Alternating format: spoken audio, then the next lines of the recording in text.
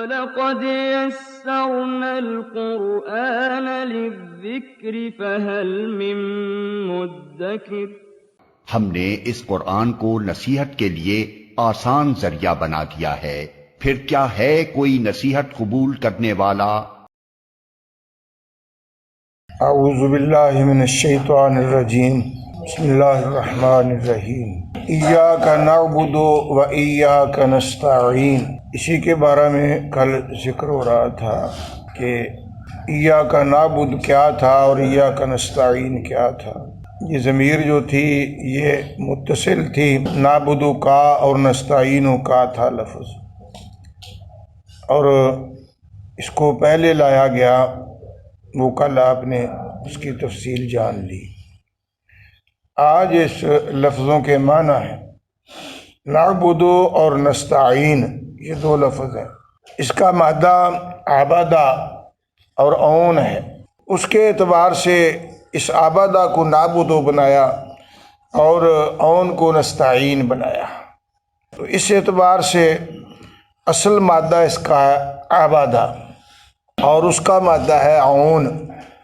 عبادہ یعبدو، نصرہ ینصرو بھی ہے، یہ مادہ فعل کو بناتے ہیں، تو اس کا معنی ہوتا ہے عبادت کرنا۔ لفظ عبد عربی میں اور قرآن میں بھی بہت جگہ استعمال ہے۔ عبد کا لغت کے اعتبار سے معنی ہے کہ جو مذلل ہو، یعنی تابع ہو، فرما بردار ہو، تحت ہو، اس کو بولتے ہیں عبد۔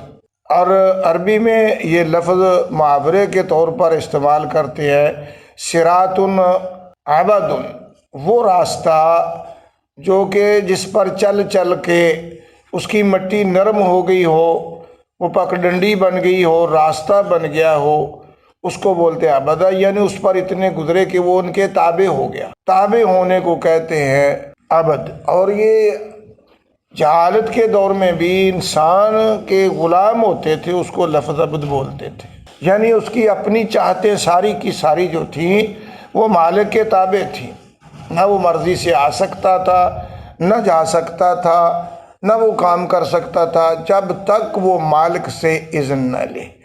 شریعت میں آ کر بھی، دین میں آ کر بھی ان کو احکامات کو ثابت بھی رکھا اور اس کے اندر کچھ ترمیمات بھی کی۔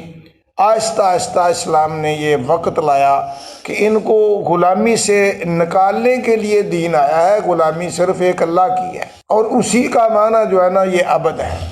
یہ سمجھ لیں تھوڑا سا، میں نے انہی لفظوں پہ تھوڑا سا نا جو زور دیا ہے، ٹھیک ہے مجھے پتا ہے کہ آپ نہیں چاہتے کہ اتنی طویل بات ہو، لیکن ان کی سمجھنے کی ضرورت ہے۔ نعبد لفظ یہ نعبد، ہم تیری عبادت کرتے ہیں۔ اب اس کے لیے لفظ عبد کا معنی ہوتا ہے کہ وہ اس کا زر خرید ہے، جدھر وہ کہے گا، اس کا وہ نوکر ہے، غلام ہے، اس کے تحت ہے، اس نے زندگی اس کے نام لگا دی ہے۔ یہ اللہ نے کہا کہ میرے سوا میری مخلوق میں سے کسی کے لیے نہیں جچتا کہ اس کی زندگی کسی کے نام ہو۔ وہ اللہ کہتے ہیں صرف میں ہوں اور یہ میری مخلوق ہے۔ وہ معبود ہے اور مخلوق اس کی عابد ہے، اس کی غلام ہے۔ اب سمجھ آئے گا نا بات انشاءاللہ، کہ اس کا معنی ہے کہ یہ اگر سمجھنا ہے تو سورہ کافرون پڑھ لیں، اس کے اندر یہ بار بار لفظ ہے، قل یا ایھا الکافرون لا اعبد، وہاں تعبدون، نعبد وغیرہ کے الفاظ استعمال ہوئے، اور انبیاء بھی اس لفظ کو اپنے لیے بہت بڑا شرف سمجھا کرتے تھے کہ مجھے اس مالک کی غلامی نصیب ہو جائے۔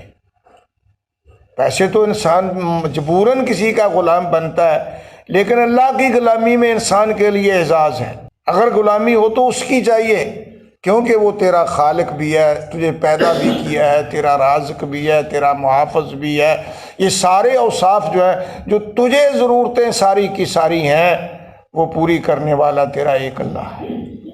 تو اس اللہ کا عبد بننا، یہ نبی بھی اپنے لیے، فرشتے بھی اپنے لیے، نیک بھی اپنے لیے بہت بڑا شرف کا مقام سمجھتے تھے۔ یہی آج تک ہمیں سمجھ نہیں آئی۔ اس اللہ کے ساتھ غلامی میں ہم غیر کی طرف بھی جاتے ہیں، یہ شرک ہے، یہ سمجھنا چاہیے۔ غلامی ہے ابدیت ہے تو اکلا کیا. اب دیکھو نا، نبی اکرم صلی اللہ علیہ وسلم بھی اپنے آپ کو عبد کے لفظ کے ساتھ اعزاز سمجھتے تھے. آپ کا نام بھی تھا، اللہ نے نام کے ساتھ بھی آپ کو پکارا ہے، لیکن اکثر جگہ پر اللہ نے جہاں جہاں بھی اللہ کی عظمت کا تذکرہ ہے وہاں نبی کی عبدیت کا تذکرہ ہے. یہ قرآن پاک کو آپ غور سے پڑھیں. جہاں اللہ تعالیٰ کی بزرگی اور برتری بیان کرنی مقصود اور نبی کا ساتھ تذکرہ ہو تو نبی کے لیے لفظ عبد آئے گا. یہ جہاں جہاں بھی قرآن میں آپ نے دیکھنا ہے دیکھ لیں. سورہ بنی اسرائیل کی پہلی آیت ہے، سبحان الذی اسرا بعبدہ، عبد کہا ہے. عبد سے مراد یہاں نبی ہیں جو ساری کائنات سے اشرف ہیں، اعلیٰ ہیں، اولا ہیں، بہتر ہیں. ہر اعتبار سے دنیا اس بات کا ہر ایک اعتراف کرتی ہے کہ خواہ وہ کافر ہو خواہ وہ مسلم ہو کوئی بھی ہو، لیکن وہ اتباع میں نہ چلے نبی کے. لیکن کافروں نے بھی لکھا ہے اپنی کتابوں کے اندر، اگر دنیا میں سب سے کوئی اونچے شخصیتیں پیدا ہوئی ہیں تو ان میں سے محمد نامی جو ذات ہے اس کے اندر انسانوں سے سب سے اعلیٰ صفتیں موجود تھیں. یہ انگریز نے بھی لکھا، کافر نے بھی لکھا، حقیقت تھی. ہندو نے بھی یہ بات لکھی اور سکھوں نے یہ باتیں لکھی، ان کی کتابیں موجود ہیں. یہ عرب کا چاند ہندو کی کتاب ہے، آج بھی ہے موجود، اس کو پڑھیں. رسول عربی ایک سکھ کی کتاب ہے دارا سنگھ کی، اس نے بھی لکھا ہے کہ کہا بھی گیا ان کو کہ تم نے اپنے بزرگوں کا کام کیوں نہیں نام لیا، تم نے لکھنے کے لیے مسلمانوں کا نبی رہ گیا. تو انہوں نے کہا کہ ہمیں دنیا میں ان برابر کو نظر ہی نہیں آیا، تو اس لیے ہم اپنوں بگانوں کا کیا انصاف ہوتا ہے. انصاف میں یہی ہے کہ محمد صلی اللہ علیہ وسلم کی برابری کا کوئی انسان رب نے پیدا ہی نہیں کیا. یہ ہندو بھی لکھتا ہے، ہر ایک لکھتا ہے. لیکن آپ جو ہیں وہ کہتے ہیں کہ مجھے اللہ کا بندہ بننے کا جو وہ شرف ہے، اس سے بڑا میرے لیے اعزاز اور ہے ہی کوئی نہیں. تو اللہ نے بھی یہاں لکھا ہے سبحان الذی، اونچی ذات ہے، ہر عیب سے پاک ذات ہے وہ جس نے اپنے بندے کو راتوں رات ساتواں آسمانوں سے اپنے عرش کے پاس بنا. وہاں اللہ کی تکریم ہے، اعزاز ہے، بلندی ہے، اور نبی کی جو ہے وہاں عبدیت ہے. یہ لفظ عبد ہے. یہاں پہلے پارے میں بھی آپ پڑھیں گے کہ ان کنتم فی ریب مما نزلنا علی عبدنا، وہاں بھی عبد کا لفظ ہے. بہت سی جگہوں پر یہاں بھی ہے. قرآن کا نازل کرنا یہ اللہ کا اعزاز تھا، اس سے ایسی کتاب کوئی بنا سکا نہیں، نہ بنا سکے گا. لیکن محمد پہ نازل کی اور محمد کے لیے صلی اللہ علیہ وسلم اعزاز تھا کہ ساری مخلوق میں سے اللہ نے ان کو پسند کیا. تو عبدیت یہاں بھی عبدیت کا تذکرہ ہے. بندے کے لیے، مخلوق کے لیے عبدیت اعزاز ہے اور تمہارا معبود ایک ہے. اللہ نے سورہ صافات کو آپ پڑھے شروع میں 3 قسمیں کھا کر کہا کہ الہکم الہ واحد، لوگو تمہارا معبود ایک ہے، دوسرے کا تصور بھی پیدا نہیں. 3 4 تو اور کی بات ہے، دوسرے کا تصور بھی نہیں ہے، تمہارا معبود ایک ہی ہے. یہاں لفظ عبد تھا. عبد کا قرآن پاک سے بھی آپ اس کا مطالعہ کریں نا تو یہاں عبدیت کہتے کس کو ہیں؟ عبادت کو ہے. تو عبادت کیا ہے؟ سب سے بڑی عبادت توحید، اللہ کو وحدہ لا شریک ماننا. باقی عبادات جو ہے نا وہ تو اس کے تحت ہے. سب سے بڑی یہ ہے کہ اللہ تعالیٰ کا کوئی اس کی صفتوں میں کوئی شریک نہیں ہے. اس کا مخلوق ساری اس کی ہے تو اس کا شریک کوئی نہیں. اب عبد کا لفظ قرآن میں جو ہے نا وہ سب سے زیادہ یہی ہے کہ اس کو یکتا تمام صفتوں میں مانا جائے. جیسے سورہ یاسین آپ پڑھتے ہیں ہمیشہ، اس کے اندر ہے کہ واحدنا الی بنی آدم، ہم نے بنی آدم سے وعدہ لیا تھا کہ اللہ تعبدوا الشیطان انہ لکم عدو مبین. آگے نعبدونی، میری عبادت کرنی ہے.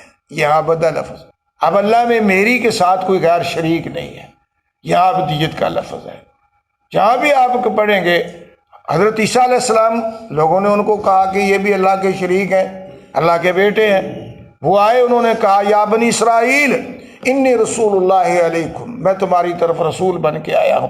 کام میرا کیا ہے کہ ان اللہ ربی و ربکم، میرا اور تمہارا رب اللہ ہے. فاعبدونی، فاعبدو ہو، اس کی عبادت کرو. وہاں بھی فاعبدو کا لفظ ہے. تو عبادت جو ہے مخلوق میں سے اس کا کسی کا تصور بھی نہیں ہے. تو عبادت کس کو کہتے ہیں؟ یہ بات بھی سمجھنے والی ہے۔ سجدہ عبادت ہے۔ آگے جو ہے نا چیزیں دونوں، یہ جو دونوں لفظ ہیں نا، یہ ساری سورت کا خلاصہ ہے، یہ سورہ فاتحہ کا، اور فاتحہ سارے قرآن کا خلاصہ ہے۔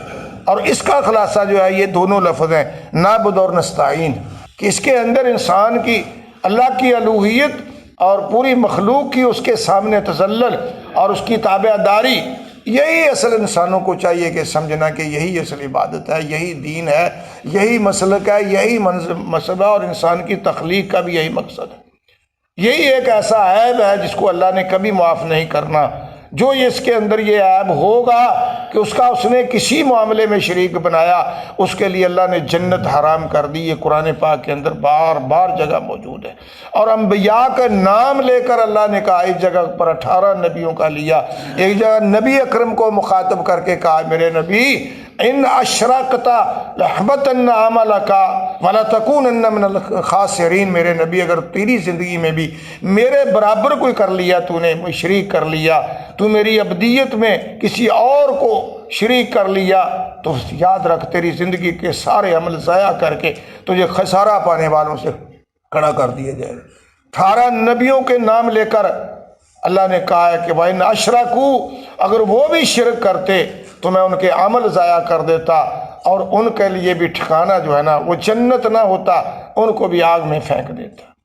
اللہ نے تو یہ قرآن پاک کے اندر سب سے زیادہ مضمون ہے، یہی آج تک دنیا کو سمجھنے میں نہیں آتا۔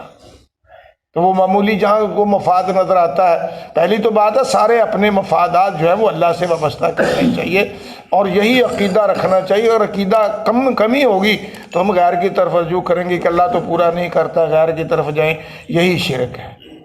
یہ تصور بھی کرنا جو ہے نا یہ تیرے لیے جائز نہیں ہے، چاہے جائے کہ تو غیر کی طرف جائے، تیرے دل میں یہ خیال بھی نہیں آنا چاہیے کہ اس کے کو برابر ہے، اسے چھوڑ کر میں ادھر جاؤں۔ یہ تو غلام کو کبھی اختیار نہیں ہوتا کہ وہ اپنے مالک کو چھوڑ کر غیر کی طرف جائے۔ غلام اس کو مالک مار دے گا، مالک اس کو زندہ نہیں رہنے دے گا۔ یہ تو اللہ کی نرمی ہے کہ اس کی مخلوق اس کو چھوڑ کر زندگیاں بیت جاتی ہیں، نسلیں گزر جاتی ہیں، پھر بھی کچھ نہیں کہتا۔ وہ روزی بھی دیتا ہے، سورج اس کو روشنی دیتا ہے، آسمان اس کے نیچے رہ رہا ہے، زمین اس کی اوپر رہ رہا ہے، پھر کچھ بھی نہیں کہتا۔ تم تو معمولی بات ہو، تم تو اس کو اپنے گھر سے بھی نکال دیتے ہو، برادری سے نکال دیتے ہو، ملکوں سے نکال دیتے ہو کہ یہ میرا باغی ہے۔ لیکن اللہ کی ذات جو ہے اس کے اندر یہ حوصلہ ہے، تم اس کے ساتھ شرک بھی ملاتے ہو تب بھی وہ تمہیں کچھ نہیں کہتا۔ لیکن جب جاؤ گے، یہ گناہ سب سے بڑا گناہ ہے شرک۔ تو یہ نعبد، ہم تیری ہی عبادت کرتے ہیں، یہ ہی کہا ہے، کتنی تاکید اس کے اندر کہ اللہ تیرے ساتھ کسی کو عبادت میں شریک نہیں کرتے۔